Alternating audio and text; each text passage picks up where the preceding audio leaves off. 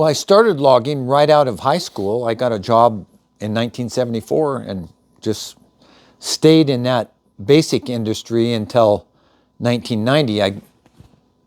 I was working on a high lead operation, on a skyline operation, different types of logging, and then I got a job into the timber cutting industry. And that was relatively quickly because they're the guys that make the big bucks, supposedly. And they quit early. When we were logging, we were seeing the cutters come out like 4 hours before we would be off. It was like the cutters would be walking through the landing, and we'd be going, "Whoa, this isn't quite right."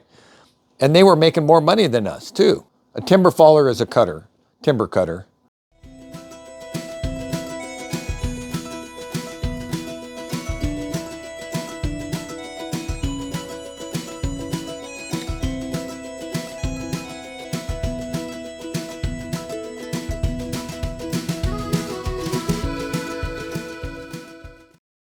It was really steep ground, and we were taking the last of the old growth out of this area that was all reprod. They had logged all around it. That we used ropes to help ourselves down so we didn't fall, go down the hill much faster rather than trying to go back and forth and switch back down the hill. We were cutting old growth on very steep ground.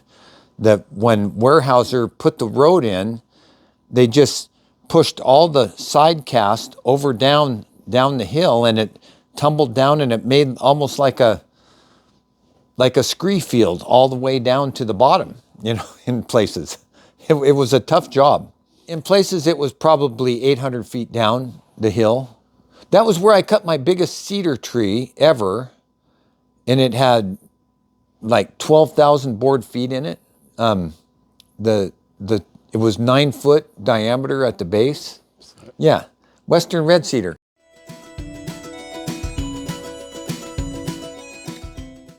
I did get injured.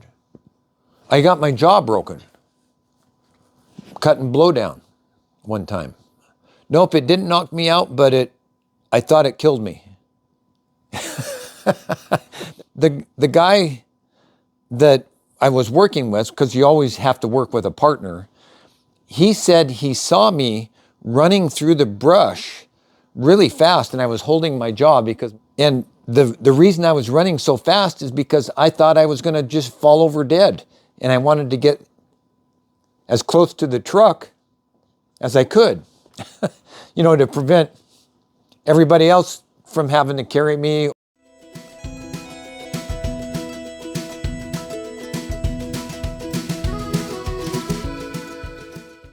1990 is when I started my tree service, and I became an arborist like in 1994 or 5, somewhere in there.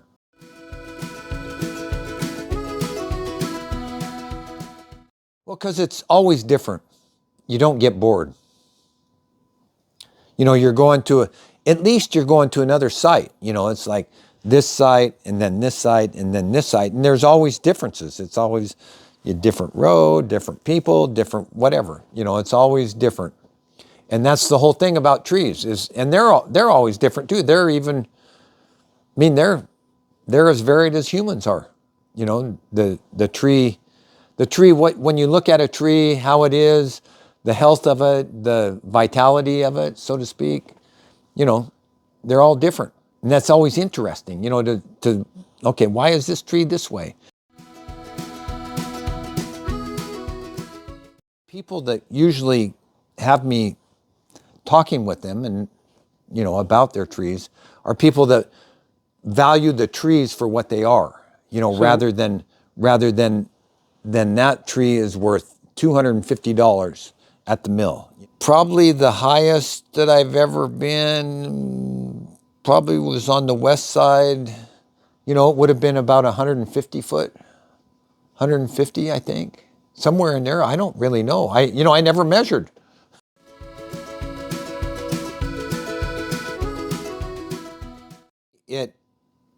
I I don't think there is a best. I really love it when you spend 2 days in a tree pruning it and you can look back at and say, wow, look at that tree. You know, I pruned that. Or, geez, I should have taken that limb. I should have gotten that limb. That limb's a little bit too much lateral growth on that one, you know, or something like that. Or removals, you know, when a tree goes exactly where you want it and you just fall it right down and you hit your spot, you know, I mean, that's really satisfying too. I mean, it's all a good job. And then all mixed up in with that is a lot of hard work too.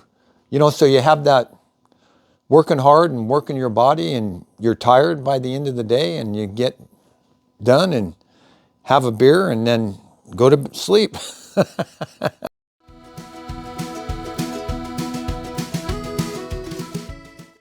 Oh yeah. Oh, that, I love climbing, yes. Probably 90 to 100 here. Sometimes I wait until I'm up there to grab the chainsaw. But if you're doing a conifer where it's a takedown, you'll just carry a chainsaw and cut the limbs off on the way up and then chunk it down on your way down.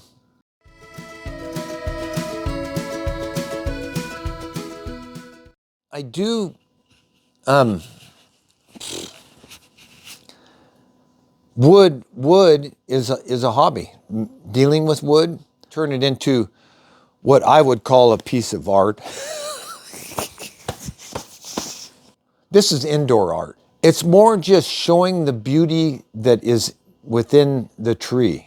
The grain, the variation in the patterns of the coloration in the grain, the variation of the difference between live wood and support wood, and you know, just the way that the decay fungus affected the tree, and the way that it was walled off from consuming the tree even more, you know, that sort of stuff. Yeah.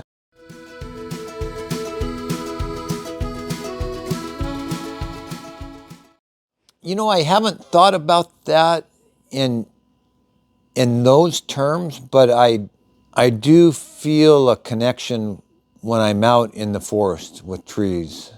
I do feel a connection with them for somehow.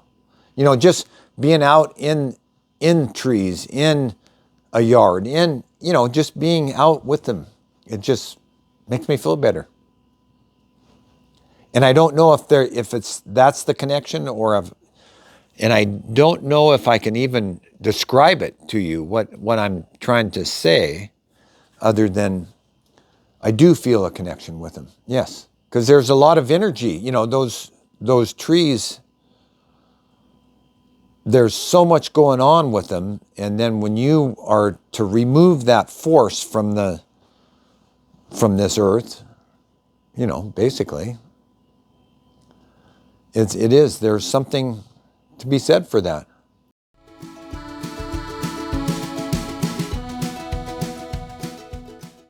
I think my mom. I think being honest.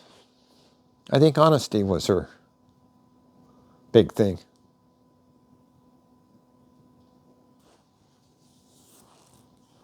Well, talking about my mom, yeah, that's kind of a biggie for me.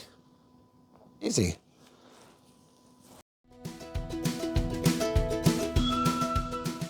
What goes around comes around.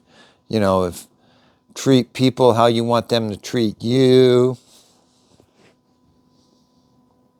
You know, that sort of stuff. No, I think you need to live a good life, and hopefully if, you know, you live a good life, or you lead one that you kind of reap what you sow, I think. You reap what you sow.